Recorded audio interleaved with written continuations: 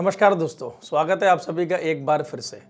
जैसा कि आप सभी को पता है कि इस समय मुद्दा एमएसपी का बहुत ही गरमाया हुआ है लेकिन अगर हम किसानों के आंदोलन की तरफ चले, इससे पहले आपको कुछ बेसिक बातें, बहुत आधारभूत बातों को इंफॉर्मेशन आपको उसकी लेनी चाहिए क्योंकि बहुत आवश्यक है आप सभी के लिए।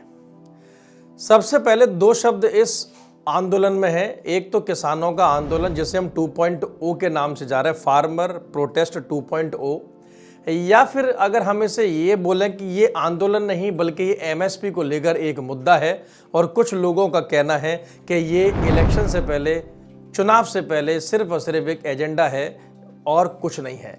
लेकिन हम इसकी गहराई तक पहुंचेंगे और अगर हमें आज के 2.0 के किसान के आंदोलन को समझना है तो इससे पहले 2020-21 के आंदोलन को समझना होगा जो कि 2.1 था। आप सिंपल सी बात इतना समझिए कि साल 2020 का वो समय था जब इसी सरकार के द्वारा 3 बिल्स, 3 विधेयक, 3 कानून को तैयार करने के लिए एक रूपरेखा या फिर एक प्रारूप को तैयार किया गया था।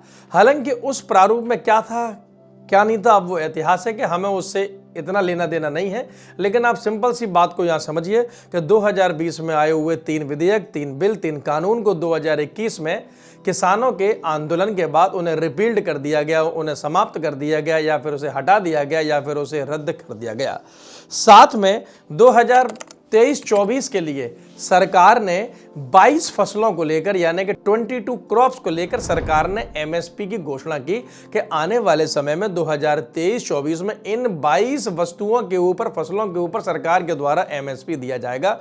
और यहीं से नींव रखी गई इस समय जो आंदोलन चल रहा है, किसान आंदोलन, उसकी। तो इसके बारे में हम आगे देखेंगे कि इसका संबंध आज के आंदोलन के साथ कैसे। लेकिन सबसे पहले आप समझिए कि एमएसपी क्या होता है। तो एमएसपी अगर हम देखें, मिनिमम सपोर्ट प्राइस, न्यूनतम समर्थन मूल्य, किसान जो उत्पादन करते हैं, देश के जो हमारे फार्मर्स हैं, जिन फसलों को उगाते हैं और उगाते वक्त इन फसलों में जो कुछ भी खर्चा आता है, कॉस्ट ऑफ प्रोडक्शन जो आती है, तो मिनिमम कम से कम जितना किसान का खर्चा हुआ है उस किसान को उस फसल का उतना पैसा सरकार के द्वारा गारंटी के तौर पर मिलना चाहिए। एक और बात मैं आपको यहाँ समझाना चाहूंगा, इस समय हमारे देश में एमएसपी सिर्फ एक रूल्स और रेगुलेशन है, नियम है, लेकिन ये एक कानून नहीं है। यानी कि ये इसके लिए कोई लीगलाइजेशन नहीं है, कोई ये वैधानिक विधि नहीं है कि सरकार देगी ही देगी या फिर कितनी फसलों पर सरकार आपको देगी। घोषणा तो 22 फसलों के ऊपर होती है, कभी कभार 25 फसलों के ऊपर भी होती है, लेकिन मुख्यतः सिर्फ और सिर्फ स्टेट में जो एजेंसी यानी राज्य में जो संस्थाएं कार्य कर रही हैं, जो एमएसपी के लिए जो पेमेंट करती हैं या फिर जो किसानों तक एमएसपी पहुंचाती हैं, वो सिर्फ मुख्यतः 2 ही फसलों के ऊपर एमएसपी को दिया करती हैं।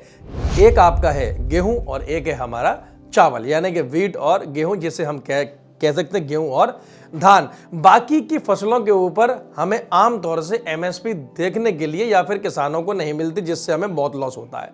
जब सरकार ने इसकी घोषणा की तो 2022 में ही सरकार ने एक कमेटी की स्थापना की और उस कमेटी में 29 मेंबर्स थे, 29 थे सदस्य, और उसकी अध्यक्षता उसके चेयरमैन थे संजय अग्रवाल जी। और वो कमेटी जो 2022 की थी वो एमएसपी को लेकर ही थी। लेकिन इस कमेटी में जो 29 मेंबर थे, इसमें पंजाब, हरियाणा और उत्तर प्रदेश का रिप्रेजेंटेशन यानी कि प्रतिनिधि नाम मात्र का था। इसमें यहाँ के सदस्य या रिप्रेजेंटेटिव नहीं देखे गए, जिसकी वजह से पंजाब, हरियाणा और उत्तर प्रदेश के किसानों ने इस कमेटी में रुचि नहीं दिखाई। और यहीं से एक और बात उठकर आई कि ये जो कमेटी है, जो संजय अग्रवाल जी की अध्यक्षता में इसकी स्थापना की गई है, ये सिर्फ और सिर्फ एक फॉर्मेलिटी है, ये सिर्फ और सिर्फ एक खाना पूर्ति या फिर एक औपचारिकता है। फिर यहां से शुरुआत, नींव रखी गई फार्मर प्रोटेस्ट 2.0 की, जो इस समय देश में चल रहा है। और जब किसानों ने मुख्य मुद्दे को उठाया, एमएसपी एमएसपी एमएसपी, तो इस समय का जो मुद्दा है वो एमएसपी को लेकर है, मिनिमम सपोर्ट प्राइस। किसानों ने कहा कि हमें इस कमेटी की रिपोर्ट मंजूर नहीं होगी, हम सिर्फ और सिर्फ सरकार से इतनी सी डिमांड चाहते हैं कि there should be a legalisation of MSP on crops, यानी फसलों के ऊपर दिए गए एमएसपी को वैधानिक रूप दे देना चाहिए, इसे कानूनी बना देना चाहिए कि सरकार जितनी फसलों के लिए घोषणा करेगी और जिस अमाउंट के साथ होगा वो किसी भी कीमत पर सरकार के द्वारा दिया ही दिया जाएगा, इसे लीगलाइज कर देना चाहिए। और इसी साथ में ही किसानों की मांग ये भी उठी कि जो कुछ भी आगे लीगलाइजेशन होगा या फिर जो एमएसपी के लिए के जो वैधानिक रूप दिया जाएगा वो report doctor MS Swaminathan committee की रिकमेंडेशन जो सिफारिश जो आई थी उसके ऊपर आनी चाहिए। जैसे कि आप सभी को पता है कि देश में डॉक्टर एमएस स्वामीनाथन जी को अभी हाल ही में पोस्टुमसली इन्हें भारत रत्न पुरस्कार से सम्मानित किया गया है और इन्हें देने की घोषणा हुई है।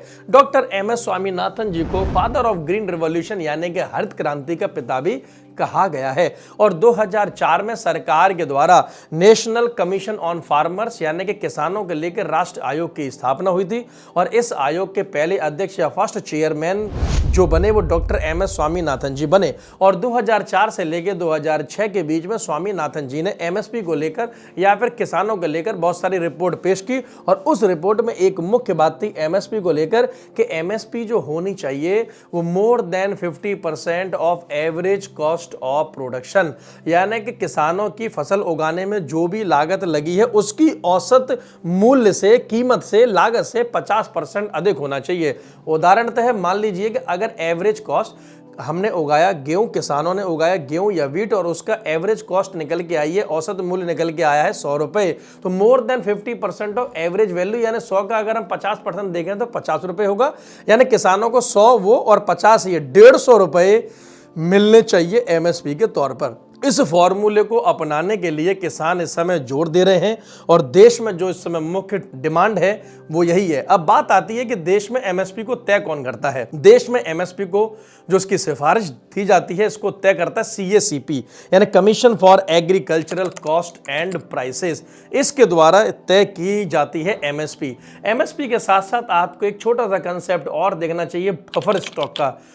बफर स्टॉक देश में FCI food corporation of India यानी कि भारतीय खाद्य निगम के द्वारा इसको तैयार किया जाता है या इसका रखरखाव किया जाता है। जो राज्य जो स्टेट्स में एक्स्ट्रा उत्पादन होता है मुख्यतः गेहूं और चावल का, उसे एफसीआई खरीदता है और उसे अपने पास रखता है आने वाले समय के लिए ताकि मार्केट में प्राइसेस कीमतें फसलों की बहुत ज़्यादा उतार चढ़ाव ना हो। तो एमएसपी और बफर स्टॉक ये समझना आपके लिए बहुत आवश्यक है। और आज का जो किसान का मुद्दा है या फिर फार्मर प्रोटेस्ट 2.0 है जिसमें किसान कह रहे हैं कि चलो दिल्ली, वो आपका एमएसपी के लीगलाइजेशन को लेकर है। आशा है, उम्मीद है कि ये इंफॉर्मेशन आपको बहुत अच्छी लगी होगी। ऐसी इंफॉर्मेशन के लिए लाइक शेयर सब्सक्राइब करते रहिए। जय हिंद, जय भारत।